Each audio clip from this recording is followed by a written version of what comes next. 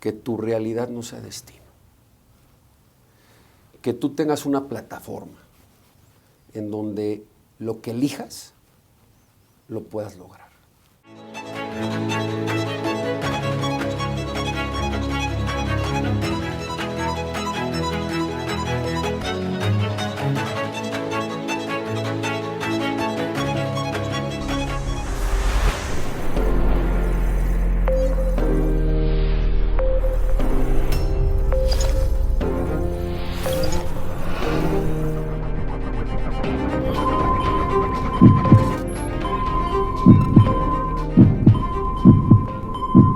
Bienvenidos a una edición más de Real Estate. El día de hoy estamos con el maestro Alejandro Murat, quien es el exgobernador de Oaxaca, ha sido presidente de la CONAGO y también ha estado a cargo del Infonavit. Una de las personas que más sabe en nuestro país, no nada más de Oaxaca, sino de las obras más importantes para la nación.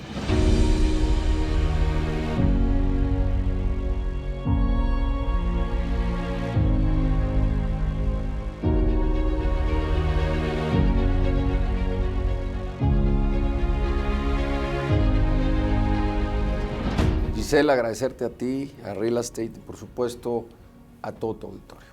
Alejandro, queremos que nos cuentes tú que naciste en Oaxaca, tú que naciste en el Istmo y tú que realmente has visto durante toda tu vida una de las obras, yo te diría, más platicadas, pero que hoy son una realidad. ¿Qué es el Transísmico? Cuéntanos la historia. Bueno, primero hay que aprovechar, como bien lo señalas, para que tu auditorio conozca un proyecto que nace desde la corona, fíjate tú. Wow. Los primeros cartógrafos que llegan pues a tierras mexicanas se dan cuenta de este espacio que no supera los 300 kilómetros entre dos océanos. Y desde ese momento se empieza a hablar de esta gran oportunidad comercial y de desarrollo en esta región del mundo.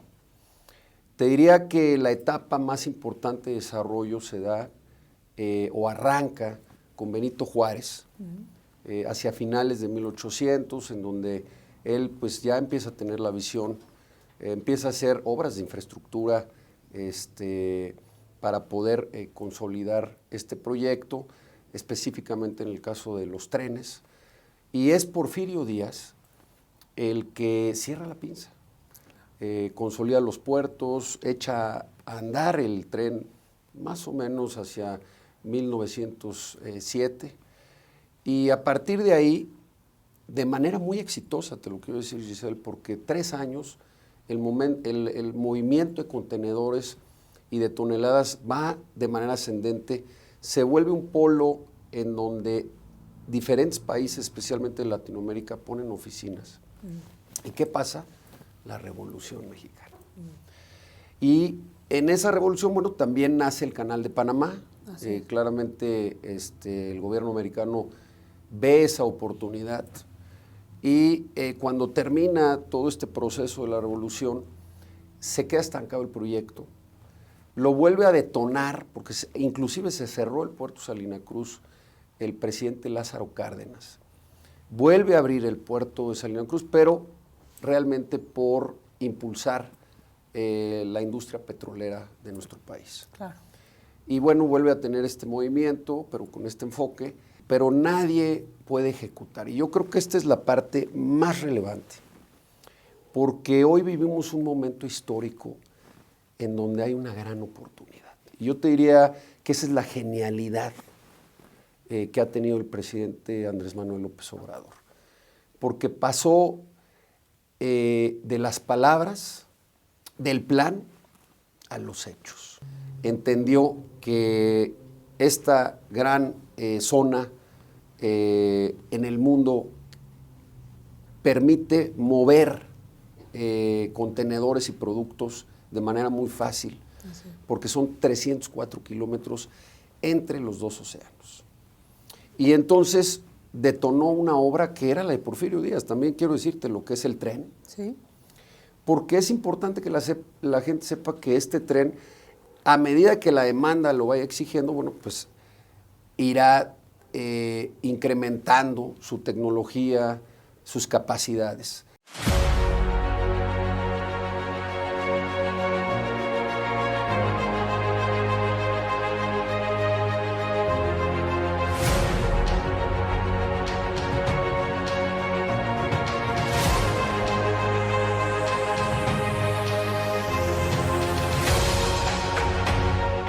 Los puertos, especialmente el puerto de Salina Cruz, requería un rompeolas, porque el problema de la zona del Istmo y de Salina Cruz son los vientos, como tú sabes. Sí, la ventosa.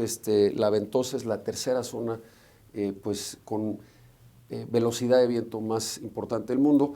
Ya se está haciendo esta parte del rompeolas y un nuevo puerto. Hay energía eólica actualmente ahí, ¿no? Sí, y déjame, ahorita vamos a entrar a esa parte, porque primero es la parte de la conectividad. Sí, Entonces tienes los puertos, tienes el tren y tienes las autopistas, porque también pues los libramientos entre Coatzacoalcos y Salina Cruz, que básicamente son 3, se construyeron y eso permite también que por tierra puedas mover pues todos los contenedores o los productos que vayan a llegar de este tipo de inversiones. Y tienes una autopista que conecta Oaxaca con el Istmo, que estará inaugurándose hacia fines de este año. Es una autopista de alrededor de 180 kilómetros. Y de manera paralela tenemos otra autopista que va a conectar a la costa. Y esto es importante porque es una autopista de 104 kilómetros y la costa está a 2 horas de Salina Cruz. Entonces, si tú lo ves como un triángulo, pues al final es un circuito, un ecosistema perfecto. Porque también al final la gente que vaya a trabajar va a querer tener calidad de vida y la costa te ofrece también pues esa oportunidad para desarrollar familia y desarrollar ciudad, ¿no? Entonces, la parte más relevante yo te diría es primero la conectividad. Todas las obras traen fibra óptica, lo cual también es pues un elemento fundamental hoy que vivimos ya en la era de la inteligencia artificial. Y después tenemos que entrar al tema de energía, como bien lo señalas. Es importante que la gente sepa que la única refinería que hay en el Pacífico, en todo el hemisferio, está en Salina Cruz. Estamos supervisando los trabajos de rehabilitación de la refinería de Salina Cruz. Esta es la más nueva, entre comillas, de las 6 refinerías. Se construyó hace un poco más de 40 años. Hoy ya tenemos gas, se reconfiguró uno de los ductos de Pemex que va a pasar por toda esta zona desde Coatzacoalcos hasta Salina Cruz. Entonces tienes petróleo, tienes gas y tienes renovables. Como bien lo señalabas, en la ventosa se produce el 70% de la energía eólica del país. Aparte de que Oaxaca es el segundo estado con mejor vocación solar. Entonces, si tú hablas de un ciclo combinado o estos elementos de compliance, ¿no? De requerimientos que tienen las empresas hoy a nivel global, porque hay empresas que para poder invertir, pues requiere de manera obligatoria que tenga ciertos elementos de energías renovables o ciertas acciones afirmativas en algunos temas. Bueno, aquí lo vas a tener. Es un proyecto que va más allá de Oaxaca y Veracruz, es un proyecto para el sureste. ¿Por qué? Porque también el presidente entendió que podríamos tener un circuito de trenes. Fíjate, es otra genialidad. Detona la industria de trenes en el país, que la habíamos perdido. Entonces están haciendo de manera paralela, desde Coatzacoalcos hasta Palenque, una línea de tren, otra línea de tren que va desde Ixtepec, Oaxaca, hasta Ciudad Hidalgo, Chiapas, y eso se va a conectar al Tren Maya. Entonces, todos los estados del sureste van a poder mover mercancías. Hoy vamos a tener el circuito de trenes en el sureste del país, no en el norte, lo cual va a permitir que todo el sureste crezca. Y otro elemento que es muy relevante, toda la infraestructura es propiedad del Estado mexicano. Es decir, se desarrolló con recursos del gobierno, no hay recursos privados, lo cual va a permitir que el gobierno fije de manera muy clara qué tipo de sociedades, de sinergias quiere hacer con el sector privado y tener el mayor número de utilidades. México es el país más abierto. En tratados. Tenemos tratados, claramente el TECMEC con Estados Unidos, tenemos el de Asia-Pacífico con Asia y tenemos ahora con la Unión Europea. Entonces, esto te permite tener ventajas comerciales que nadie más podría tener. Vas a tener 10 zonas económicas, la gente debe saber que son 10 zonas durante todo este proceso, en donde son alrededor de 100 hectáreas en diferentes municipios, alrededor de 74 municipios entre Veracruz y Oaxaca, 42 solamente en el estado de Oaxaca. Y estas zonas económicas van a tener ventajas fiscales. Incentivos. y van a tener una ventanilla única. ¿Qué significa esto? No vas a tener que tratar con los 3 niveles de gobierno, vas a tratar solamente con el gobierno federal o con la autoridad del corredor interoceánico para toda tu tramitación. Entonces esto claramente le da una ventaja. Y otro elemento que me parece relevante es decirle a tu auditorio que el corredor no es en sí competencia del Canal de Panamá. Porque el Canal de Panamá mueve productos nada más. Tendrá algo de inversión directa. Este proyecto, una línea de negocios va a ser mover contenedores, pero no es la principal. No, por supuesto. Aquí la parte principal es la inversión directa. Dice, ¿qué es lo que nosotros queremos? Que lleguen empresas nacionales o internacionales a invertir en el sector primario, en el sector secundario, en el sector terciario. Se va a poder cualquier vocación desarrollarse y que llave en mano puedas producir ahí todo el producto. Y eso hay que agregarle un elemento que tú lo dijiste en el arranque de esta entrevista, el nearshoring. ¿Qué es esto del nearshoring?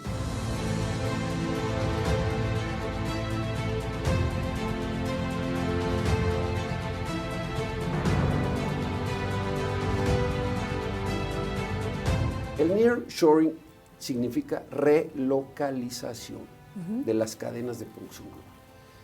Y la pregunta es, ¿por qué vas a hacer esta relocalización? Bueno, porque vivimos 2 momentos muy complicados en estos últimos 2 años.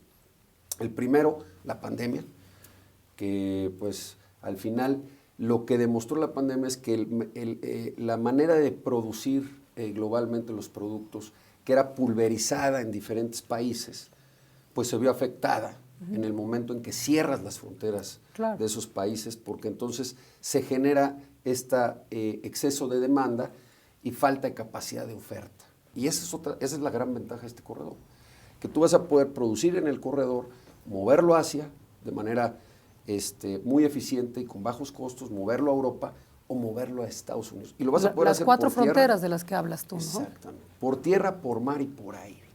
Y la segunda parte pues, de este nearshoring son las 2 grandes guerras que hay hoy. La guerra comercial que tiene China con Estados Unidos y que ha hecho que Occidente busque países que se asemejan más en sus formas de gobierno y en su seguridad a la propiedad. Y qué mejor lugar que México, que es socio ya de Estados Unidos y por supuesto de Canadá. Claro. Entonces, claramente Estados Unidos ve a México como la mejor alternativa versus China. Y por el otro lado, la guerra que hoy se vive entre Rusia y Ucrania, que otra vez confirma que estamos viviendo un momento geopolítico que ha hecho que los países de Occidente se vuelvan a alinear y trabajar con quien tú tienes confianza. ¿Cuál sería la primera vocación para estos parques industriales desde tu punto Mira, de esta vista? es una gran pregunta. ¿Yo qué te diría? Gisela, este proyecto está planeado para que los jugadores locales sean los primeros que se beneficien. Y aparte, de manera natural, me parece que se va a dar ese crecimiento. La vocación más importante que hoy tiene el sureste es la agrícola.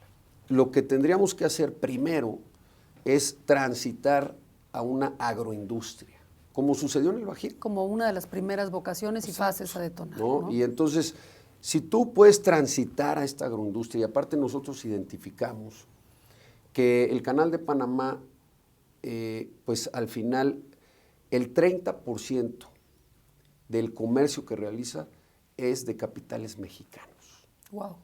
Y un gran porcentaje de ese capital. ¿Se puede quedar aquí? Exacto, pero aparte es agrícola. Entonces, si nosotros logramos en todo el sureste hacer esta transición, empaquetar los productos, también nosotros pudimos confirmar con las proyecciones que eso nos permitiría, si es que quisieras tener ese análisis, lograr el famoso punto de equilibrio, desde la perspectiva de que esto fuera un negocio, ¿no? Para el país, para el Estado mexicano, para el gobierno, que al final no es la vocación, pero me parece que en una primera etapa queremos que este corredor pueda ser autosustentable, es decir, que no nos cueste a los mexicanos. Y después cierto tipo de industria como es la textil, ¿no? Porque también en la mayoría de estos estados somos artesanos, tenemos estas capacidades. Hubo una época en que la industria textil del país se fue a Asia, pero hoy con esto del nearshoring, pues hay condiciones para que regrese rápidamente. Es una de las industrias que todavía no regresa, hay que señalarlo, pero me parece que ya hay ese ánimo para que pueda regresar. Claro. De manera gradual vamos a poder generar estas capacidades con el capital humano. Hay universidades muy importantes en todo el sureste. Vamos a poder ya entonces entrar a la parte secundaria de la economía. ¿Qué significa esto? Pues entonces ya podemos hablar de la parte aeronáutica, ¿no? De la parte automotriz, de la parte tecnológica, para poder construir todo tipo de aditamentos o productos que se requieren. Entonces me parece que esa es la segunda. Y la tercera, la parte terciaria, pues los servicios, ¿no? Ya con esto podríamos consolidar de manera muy importante. Se van a empezar a requerir financiamientos, apoyos de consultoría para todos los grandes jugadores. Fíjate, el dato que nosotros tenemos cuando hicimos el estudio es que en los próximos 10 a 15 años se van a generar alrededor de $500,000 de empleos y más de $40,000 millones de inversión. Y esto, quiero decírtelo, Giselle, fue antes del nearshoring. Es decir, si nosotros ahora consideramos el nearshoring, debe de incrementar este rubro.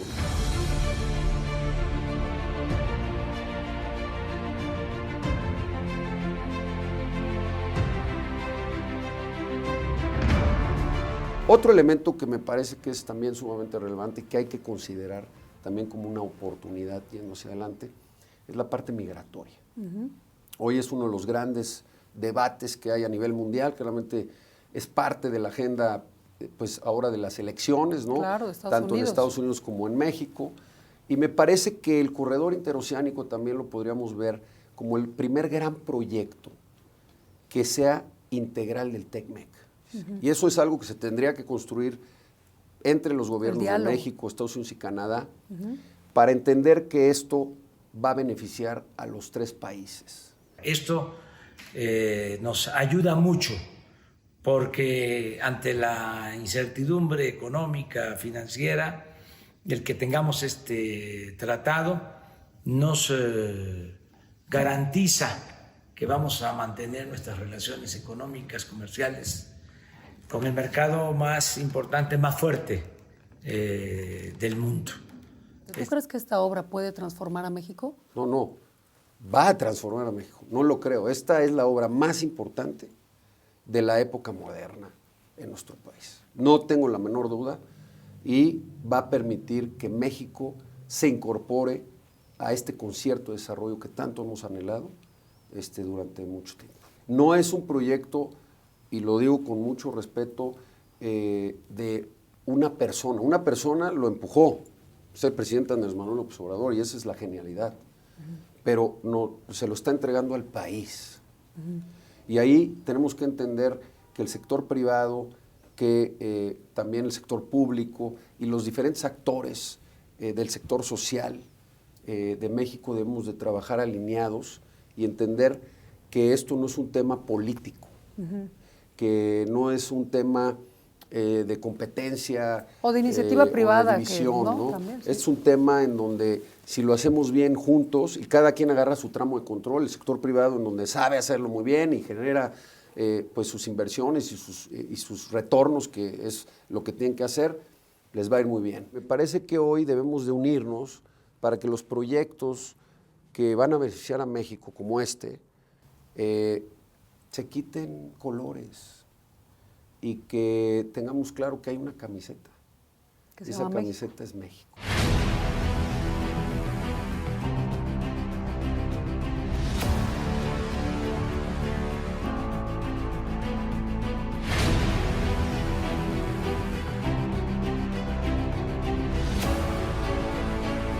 ¿Cómo se va a detonar la vivienda en este corredor?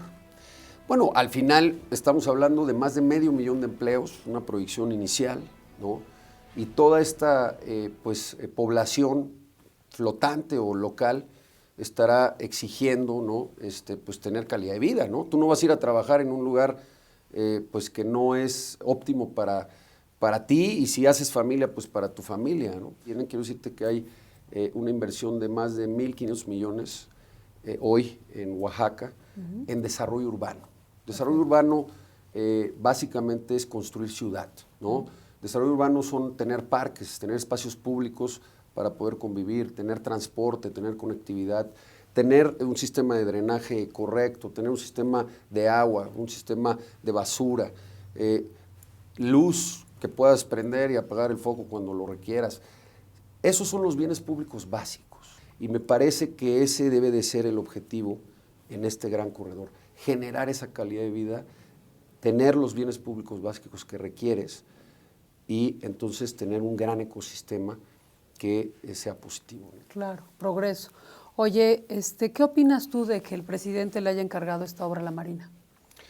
Mira, me parece que es un tema de resultados, y en la política más en la política en la que vivimos hoy. Sí. La gente no quiere palabras, quiere hechos, quiere realidades. Y me parece que cuando tú tienes esa gran responsabilidad, y es lo que la gente tiene que entender, a ti te valoran por cumplir tu palabra, lo que prometiste. Y claramente en el estado ideal hubiéramos querido que ciertas empresas constructoras lo hicieran. Bueno, en el caso del Tren Maya pues participó el sector privado, pero también hay que reconocer que las Fuerzas Armadas son muy eficientes. Sí, lo han sido. Y dan resultados. Sí.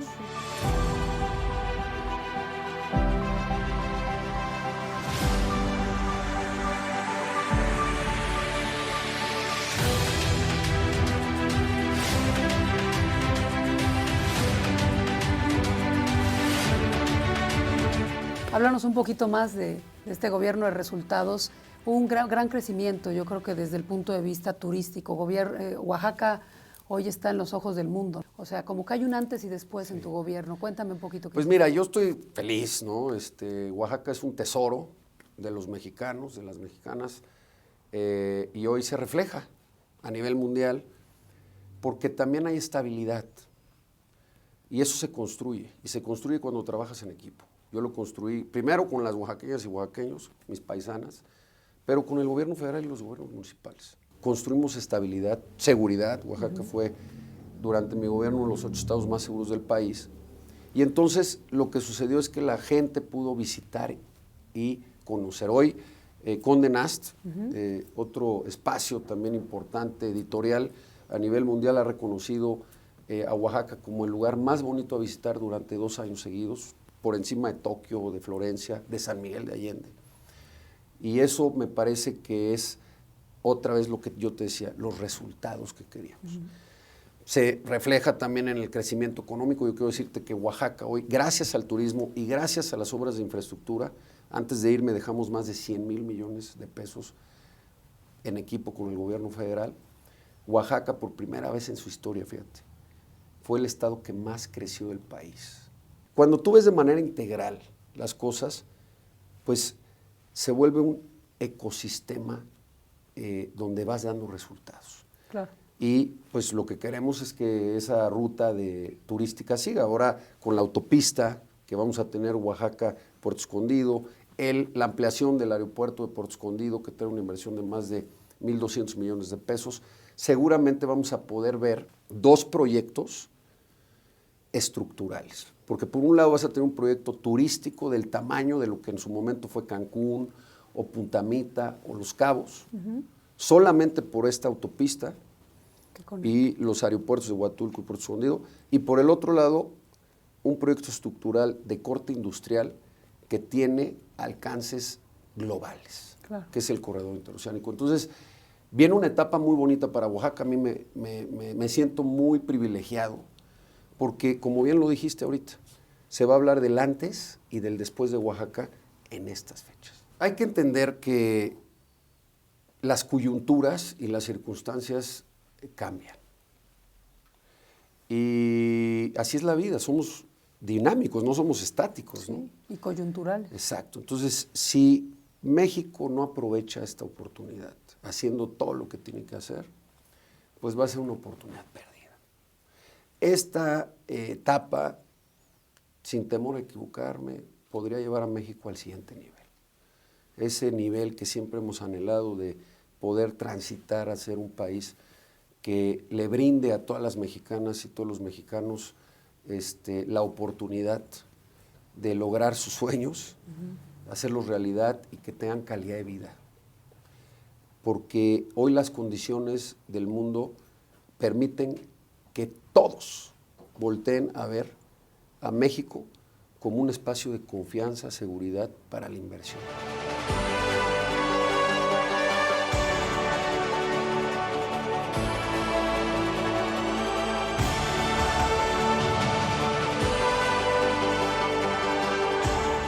Muchísimas gracias, Alejandro. Gracias por estar con nosotros y esperamos que nos sigas comentando sobre todo lo que estás haciendo y lo que seguirás haciendo por esta gran obra y por el país. No, hombre, al revés. Gracias a ti, Giselle, gracias a Real Estate y gracias a tu auditorio, por supuesto que seguiremos platicando ampliamente de este tema y muchos más. Muchísimas gracias. Hasta la próxima. Nos vemos en un capítulo más de Real Estate.